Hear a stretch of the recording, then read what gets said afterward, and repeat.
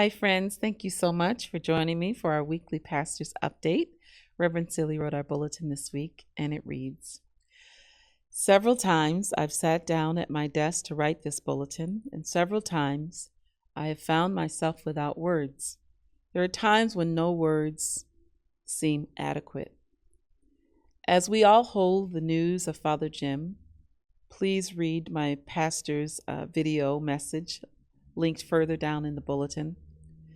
I can only offer you this wish, that you will not rush through the feelings that you're feeling now, that you will let them come and not feel hurried to get to a positive place or a feeling of being immediately better.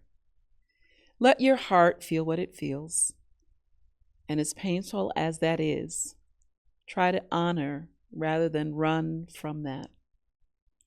Do offer yourself the gentle, simple graces of rest, plenty of water, and each of you as you need it, the gifts of solitude and the love of friends who can hold your hand and honor the sacredness of the tears that you shed. And do surrender to gratitude every moment that you can. Feel that too, with all your might. I'm grateful for the existence of gratitude and the season of Thanksgiving to surround us in the coming days. Please join us for Mass on Thanksgiving Day at 9 a.m. There will be no Thursday night Mass that day.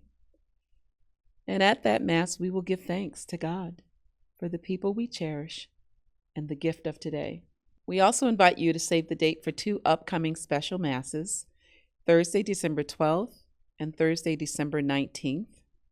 We are working on which one of those will be our Remembrance Mass and which one will be our Night of Yellow Roses. And so this weekend you can look for an announcement with more detail about our gathering for Night of Yellow Roses.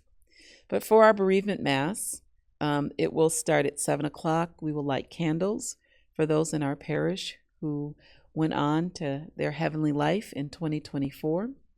If you'd like to have a loved one's name mentioned during the service, you can call the church office by Wednesday, December 11th.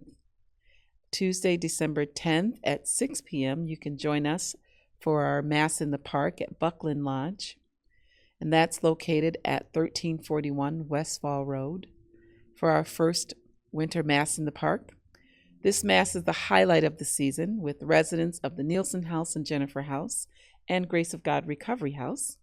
So please consider bringing a gift for a child if you are able. All gifts will be distributed among the outreaches and be given to the residents' families and their children. We send our deepest sympathies this week to Gail McPadden on the death of her beloved husband, Al. We send our sympathies to Bob Carr on the death of his beloved Lisa, to Deb Adamo on the death of her mother, Marguerite Joy Nocera, and to Dawn Brzezinski on the death of her brother-in-law. As the Apostle Paul writes to a church community close to his own heart, in a passage often read on Thanksgiving, I always thank God for all of you and continually mention you in my prayers. This comes with love, Reverend Seeley. And I will see you next week for our weekly pastor's update. Take care.